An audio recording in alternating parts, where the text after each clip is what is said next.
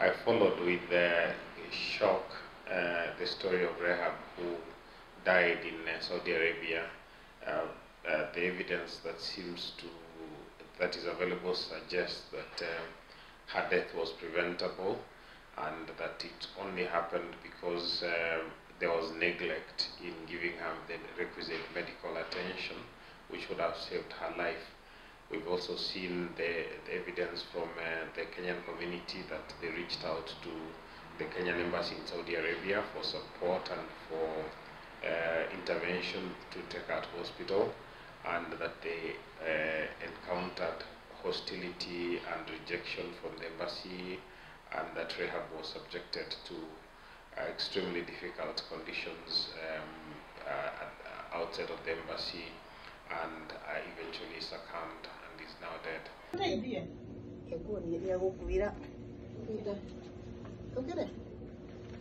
Dada Rehab Njeri alienda kutafuta msaada kwa ubalozi wetu wa Kenya hapa nchini Saudi Arabia, na ubalozi ukampeleka hospitalini tarehe 15 mwezi wa 3 mwaka huu.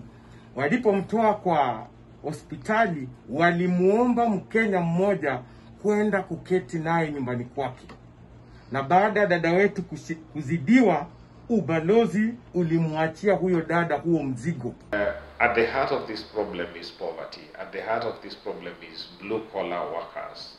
You've got very large numbers of, or growing numbers of blue-collar workforce that is going into the Middle East from this country, and there is a particular attitude that is growing towards them from the Kenyan mission.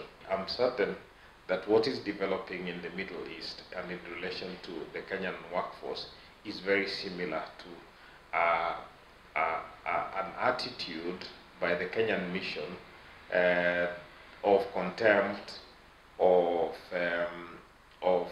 holding those Kenyan nationals in the same type of regard that their employers already hold in them. If the employers regard them as slave-like people who have got no rights, who have got no expectations except those that are allowed to them by the employers, that attitude has been transferred to the Kenyan mission in Saudi Arabia in the way it relates to that workforce, which is why then they would turn up in the workforce, in the embassy expecting support, and they are turned away. Kuna karatasi ilikuwa inahitajika ichukuliwe pale embassy of Saudi Arabia ndio kupata usaidizi katika hospitali zenye ziko Riyadh. Kwenye popote tulikuwa tunaenda hospitali walikuwa wanatuitisha hiyo karatasi kutoka ubalozi. Lakini kufika pale nikapata kwa kweli kuwa hakunanga msaada katika ile ubalozi. Kufunguliwa mlango ilikuwa ni shida, ilibidi nifuate gari yenye ilifunguliwa, hata si kufunguliwa mlango wenyewe na gateman mwenye wameweka pale.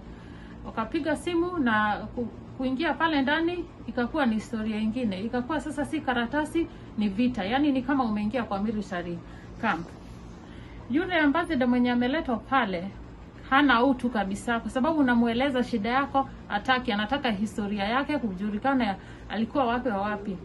Poor people in this country don't have social support, which is why they find themselves exposed to that type of exploitation, which is why they travel, they migrate to look for better opportunities for themselves, only to end up in the way that Rehab has ended up. They end up in that way, notwithstanding the fact that there is an embassy, and notwithstanding that the fact that that embassy has as a duty to protect the citizens of Kenya who happen to be in that country. Kila siku tangu date 1 nichukue Al-Ahab, tulikuwa tunaenda hospitali 5. Hospitali yenye tunaenda tunaambiwa tuende General Hospital. Yenye tunaambiwa tuende General Hospital. Lakini haikuzidikana juu hatuna original copy. Hatuna original ya kumpeleka hospitali. Article 12 of the new constitution provides that every citizen is entitled to all the rights and services of a citizen. It does not qualify that entitlement to to only citizens who happen to be on Kenyan soil. A Kenyan citizen, whether on Kenyan soil or abroad, is protected equally in terms of that provision of the constitution. Sisi tulirudi tu na mgonjwa kwa nyumba, tukaona Masaa imeisha na wanataka hii original, kesho waamkie wengine na sisi tuende kule tupangange line. Hawa wakaenda huko Kenya Embassy wachukue hii original. Bado hatukufanikiwa. Mr. Ambassador, ulitukosea. Umekosea watoto wa Rahab. Umekosea jamii yote ya Wakenya. Umetukosea. Tumepitia machungu, na kama ni wewe ulisema Rahab asifunguliwe mlango, kama ni wewe ulisema barua isiandikwe, kama ni wewe ulisema ati Mkenya yote pale hatapata usaidizi wote ndio apate matibabu, umetukosea sisi kama Wakenya. The inability to confront this problem is rooted in an inability by the government to put in place a program, a social program for combating poverty. The government kind of feels, I imagine, that if they're gone and they're somewhere in another country, then they are no longer our problem. And if they stay there and their problems are hidden from Kenyan soil, it is as though that problem has gone away. But that problem has not gone away. So what we need, and what this case calls for, is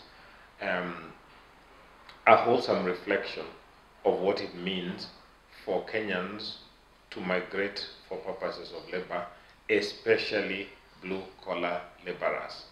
Saudi Arabia kuna resources zote, kuna hospitali, kuna kila kitu, kuna dawa, kuna madaktari, especially huyu daktari wa Rahab alikuwa daktari mzuri sana. Anaongea vizuri hata kushinda wenye wanaturepresent hapa. Alikuwa anatuambia, please, I just hope that your sister will get well. I just hope you'll find help, you'll find assistance from your embassy or the people who are concerned. Daktari mwenyewe anaongea hivyo. Kwa nini mtu wa embassy asichukulie kitu kama hiyo kuwa kitu mzuri? Kutokana na advice ya mwana wa Mary akatuambia tuite ambulance. Tukaita ambulance. Kuita ambulance vile walikuja, kitu cha kwanza walikuwa wanauliza kama ni mgonjwa wa COVID. Tukawaambia hapana, ni shida tu ako nayo na amefanywa operation. Ndio wakakubali kuingia. Walipokuja wakamuona wakaitisha ID. Tukamwambia hana ID. Tukamwambia okay sawa, hii ni police case ama embassy. Nikawaambia ni sawa. Tukakuwa frustrated sana, ikabidi sasa tutoke nje, tukaanza kuongea na watu wengine wenye wako huko nje. Tukawaambia frustration zetu, tukamwambia tuna mgonjwa na amekuwa mgonjwa sana, tunaomba msaada. Huyo mtu mmoja alioffer kupigia rafiki yake mwenye alikuwa ni polisi. Tulimwambia tunataka usaidizi wote wa polisi. Lakini yule hakupata kushika simu, nafikiri alikuwa kazini ama alikuwa amelala. Ndio tukarudi nyumbani. Kurudi nyumbani tukapigia Juma. Juma akatuambia yeye si daktari na tusijaribu kumpigia tena. Tukamwambia okay basi, tuandikie barua, upatie driver ama upatie mtu mwingine yote mwenye ako embassy atuletee barua twende kwa hospitali yenye zinahitajika. Akasema tusimharakishe na tusimwambie lolote, ataandika barua akitaka. Tukamwambia ni sawa. After 1 hour akapiga simu tena. Akatuuliza mmesaidika? Tukamwambia hatujasaidika, bado mgonjwa anasikia uchungu, bado tuko frustrated. From time to time we receive cases of and news of Kenyans who have suffered harm, including death, in other countries. We receive the body back, the family mourns, and we move on until we hear the next case has come up. Sasa sisi tulirudi kwa nyumba na tukagojea. Mwenzangu akanipigia simu akaniambia nataka zile barua za Rahab, nataka kwenda nazo huko hospitali yako. Yenyewe tulikuja na akachukua. Kufika karibu 1 hour akanipigia simu akaniambia Lilian, Rahab hakumake. Ikashindwa, yani Mkenya haezi akasaidiwa akiwa na shida, but wanaweza saidia Mganda. Yeye akae huko ndani asichomwe na jia huku yenye inakuanga ilikuwa hiyo siku 46 degrees na Rahab anaweza kaa hapo nje. Uhusiano wetu pamoja na ubalozi umekuwa chini zaidi, ambapo hatupati msaada ambao tunafaa kupata kama Wakenya. Jambo hilo limetufanya tunapitia matatizo mengi sana, zaidi wale watu ambao wanafanya kazi na hizi kazi ndogo za nyumba, madereva, watu wanatafuta msaada kwa ubalozi na haupati. Saa hii wasichana wengi sana wanataabika wakiwa kwa contract, lakini msaada hawapati. We would expect the ministry here to independently investigate what happened, and also to independently investigate what appears to be a systemic problem between blue-collar Kenyan workers in Saudi Arabia and the Kenyan embassy. Rehab ambaye alihitaji msaada kama miezi miwili iliyopita, kama ubalozi haupatiani mpaka tumepoteza maisha yake. Given the circumstances of the death and the agony that this has caused to the family, it's one of those things that the government should intervene to put an end to this, because the family expects answers and the family expects closure because of the traumatic nature of the death, and the government's intervention in bringing the body would lead towards the family finding closure. Diplomatic ambao wanaletwa kufanya huko kazi wawe watu walio na utu wa kufanya kazi pamoja na Wakenya walioko katika hii nchi. Wakenya ni wagonjwa kwa manyumba, msaada wa ubalozi upatikane. Watu wanateseka juu wanajuanga embassy ikipigiwa hawashughulikangi na sisi. Kuna embassy zingine zinashughulikia watu wao wanakapua. Hata sisi tunataka embassy yetu ikaivo. The allegation is that she was turned away, and if that allegation is true, she was definitely failed by the Kenyan mission. And what we would expect is the Kenyan mission in Saudi Arabia to provide a comprehensive response to that allegation.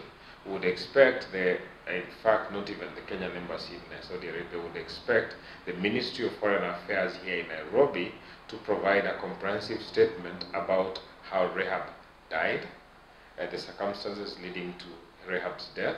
We would expect in that statement a comment about her allegation that she was denied support by the embassy.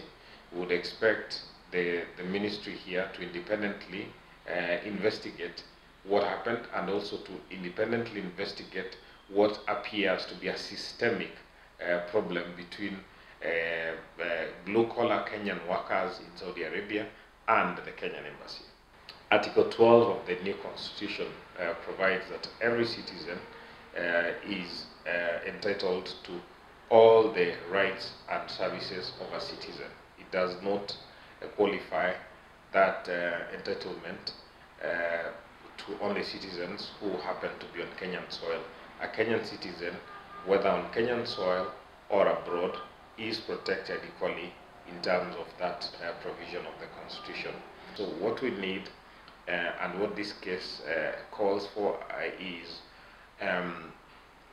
a wholesome reflection of what it means for Kenyans to migrate for purposes of labor, especially blue-collar laborers. Those Kenyans who move to the Middle East and find themselves in these extremely difficult conditions for which the government systematically turns a blind eye.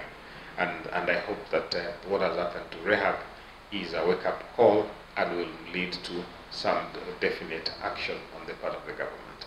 At the heart of this problem is poverty. At the heart of this problem is blue-collar workers.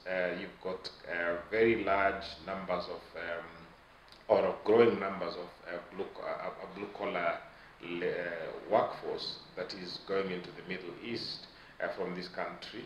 The exploitation comes in the form of being manipulated with false information that if you go to this place, your life will suddenly change and it will become better, and so on and so forth. So that is how it typically gets to happen.